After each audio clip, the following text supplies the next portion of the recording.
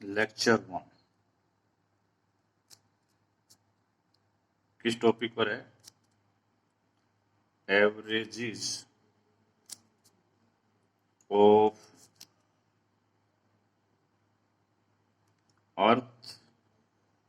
Arithmetical functions. हमने mu N पढ़ा,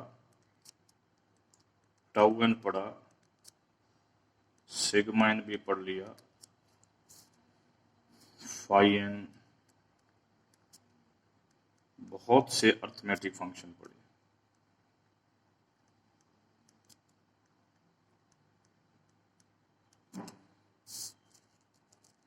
अब हम ये पॉइंट पहले क्लियर करना चाहते हैं कि हम एवरेज ऑफ अर्थमेटिक फंक्शन पढ़ना क्यों चाहते हैं। मान लिया मेरे को ये चीज कोई पूछ लेता है कि इसकी वैल्यू क्या है,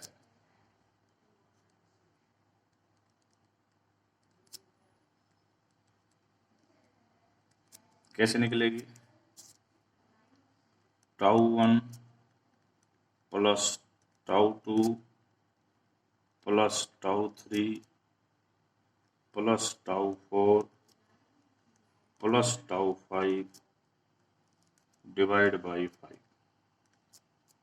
इसका आंसर 1, इसका 2, इसका 2, इसका 3, इसका 2 बाई 5 जो कि 2 आ गया। यदि हमें ये निकालना होता तो यानी कि 10 का मीन, तो हमारा आंसर 1, 2, 2, 3, 2, ये तो 5 तक हो गया। 6 के लिए 4 आएगा, 7 के लिए 2, 8 के लिए 4, 9 के लिए 3, 10 के लिए 4 बटे में 10, कुल मिला के आंसर आ जाएगा 2.7। तो एक बड़ी बात यहाँ पर क्लियर हुई कि यदि कोई हमसे इसका आंसर पूछे, क्या कोई जर्नल हम इसका एग्जैक्ट आंसर बता सकते हैं? एग्जैक्ट आंसर नहीं पता लग सकता था, या कोई फंक्शन बता सकते हैं, चलो ये भी नहीं बता सकते, तो मैथमेटिक्स में कोशिश करते हैं कि उसका एसिम्प्टोटिक आंसर दिया जाए। एसिम्प्टोटिक्स तो यहां पर हमने ये टाउ एन एथ फंक्शन लिया। आप यहां पर कोई भी इनमें से फंक्शन ले सकते हो, या कोई और भी फंक्शन ले सकते हो, उसका भी आंसर पूछा जा सकता है। तो हमारा मेन मकसद क्या है, यदि एफ एन एक अर्थमेटिक फंक्शन है तो इसका आंसर क्या होगा,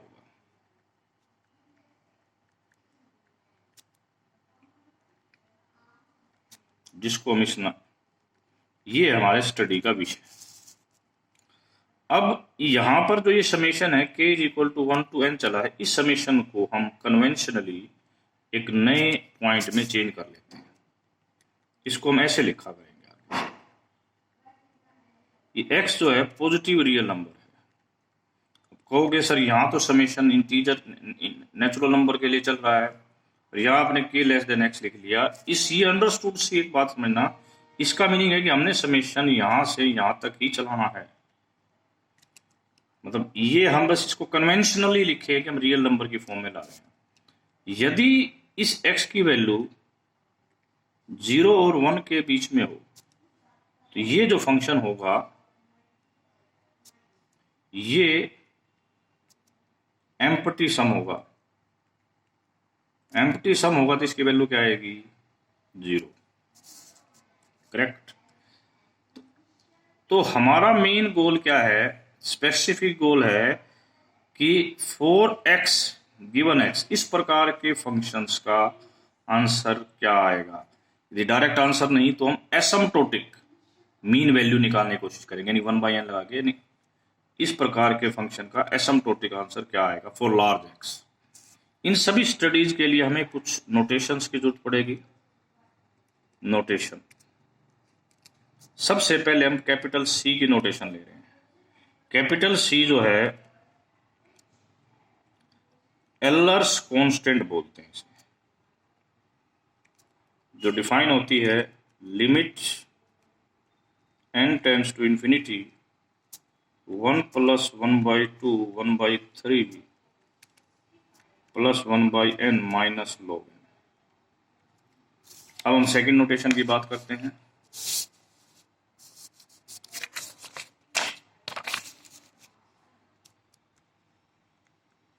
big O notation.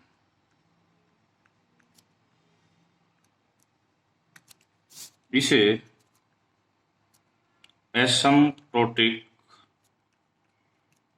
Equality of function भी कहा जाता है। ये है क्या? यदि मैं कहूं कि इफ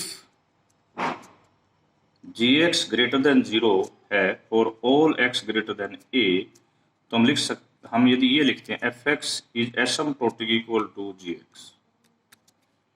इसको पढ़ते हैं हम fx is big O of gx। इसका मीनिंग ये है यहां पर कि fx by gx is bounded.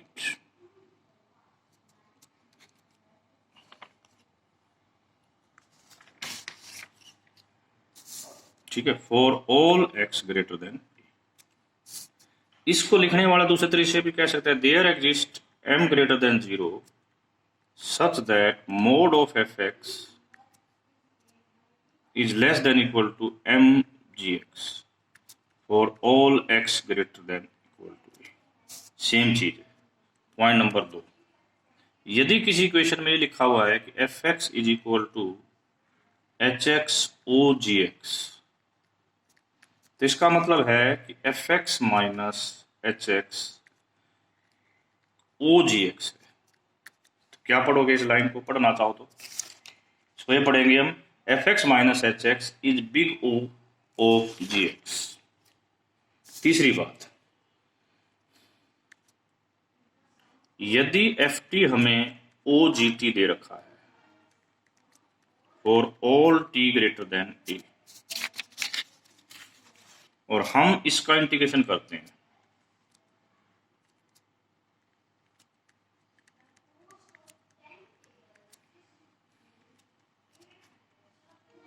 a से x gt dt for all x greater than a। चौथी बात, यानी कि ये इंटीग्रेशन इधर किया तो इंटीग्रेशन अंदर चला गया।